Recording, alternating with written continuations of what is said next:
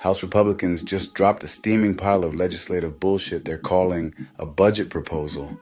And surprise, surprise, it's basically a giant fuck you to poor people, sick folks, and anyone who's not funneling campaign donations through a PAC. They're aiming to gut Medicaid by up to $880 billion.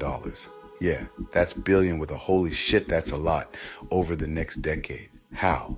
By pulling the plug on the Medicaid expansion, slapping work requirements on the most vulnerable, and capping federal payments like it's some twisted game of Monopoly where only rich assholes win and the poor and disabled lose.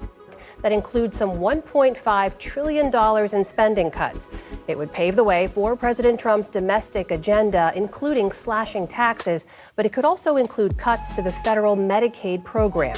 1 in 3 people with disabilities are enrolled in the program, which helps them access health care and live independently in their communities. Stephanie Tsai has more in just a moment, but first we hear from people with disabilities and their caretakers on what Medicaid means to them. My name is Jessica Sibley. I live in the Front Range of Colorado, and I have a 10-year-old boy named Isaac on the spectrum, and he is a happy, bright, beautiful boy. My name is Keith Jones. I have cerebral palsy, and I'm an activist advocate based out of Boston, Massachusetts. My name is Diana Villa. My disability is bipolar depression, and I also have physical disabilities, and I live in New York. My name is Martha Hayton, 25 years old. I am from Atlanta, Georgia, and I have Down syndrome. Medicaid helps me with access to transportation. This budget also throws more money at the military-industrial complex and border security, because God forbid we don't build a 50-foot wall to stop imaginary threats while grandma can't afford her insulin and kids get booted from care. Even some GOP members are like, hold the hell up, because they know cutting Medicaid this deep will blow up in their faces, especially come election time when constituents realize they've been screwed raw by the same people who swore they'd protect them. Medicaid is the primary funder of home and community-based services. Those are the services that allow people with disabilities to live in their own homes, to get out of bed, to shower, to cook, to go out and participate in the community. And these services are critical. They are optional for states to provide, and currently we have 700,000 people sitting on waiting lists.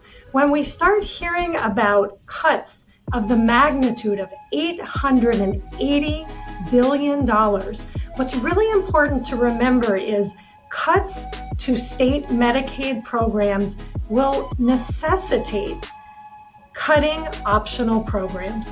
The first thing to go, and my colleagues and I have just published a paper looking at this. Every time there are budget shortfalls in states, even if states don't want to impact people with disabilities and older adults, they have no choice but to cut optional programs like home and community-based services. It's a shit show disguised as fiscal responsibility.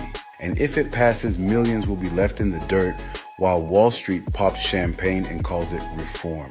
Luckily, America has strong leadership fighting for those that cannot fight for themselves, like Alexandria Ocasio-Cortez, Bernie Sanders, and much, much more. And as I was walking up to this stage, we found out that they have stopped and suspended next week's Medicaid cuts because they're getting too scared.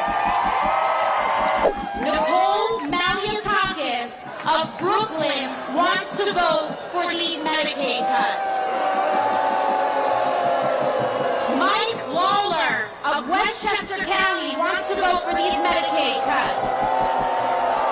Congressman Lolota wants to vote for these Medicaid cuts right here in New York. So we know that our assignment now is that they get a strong message. They vote for this, they're gone next year. Someone once said, a society is only as strong as how it treats those who can't stand on their own. If we turn our backs on the sick, the poor, the disabled, then we're not leading, we're just surviving. Real strength is using power to lift others up, not kick them while they're down. That's not charity, it's humanity. If you would like to hear more, please like and subscribe.